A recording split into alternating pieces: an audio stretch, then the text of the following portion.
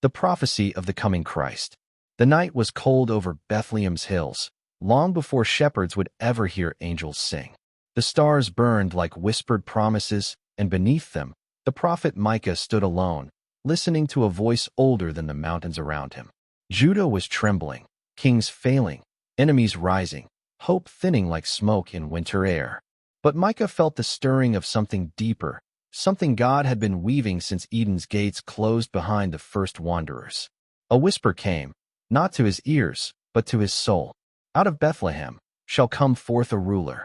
Bethlehem, a village barely big enough to name, a place of shepherds and stone huts.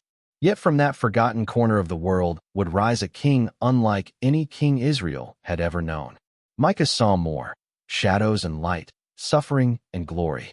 He saw a child, yet ancient, a servant, yet sovereign, a lamb led to slaughter, yet a ruler whose goings forth were from everlasting. Years later, Isaiah would see him too, a light breaking into darkness, a child born with names too heavy for mortal shoulders. Wonderful Counselor, Mighty God, Everlasting Father, Prince of Peace. And Zechariah would see a king riding not a war horse, but a humble donkey. David would sing of pierced hands and divided garments. Moses would speak of a prophet greater than himself. Abraham would glimpse a day when all nations would be blessed through one promised seed. Across centuries, across prophets, across kingdoms rising and falling, the vision sharpened. A Savior was coming.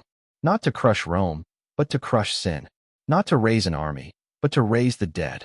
Not to claim a throne of gold, but a cross of wood. And when the fullness of time arrived, the ancient words finally breathed. A virgin conceived. A star appeared. Shepherds ran with trembling joy. And in a manger, small, cold, unworthy, the King of all creation opened his eyes. Prophecy had stepped into flesh. Hope had taken a heartbeat. The long-awaited Christ had come.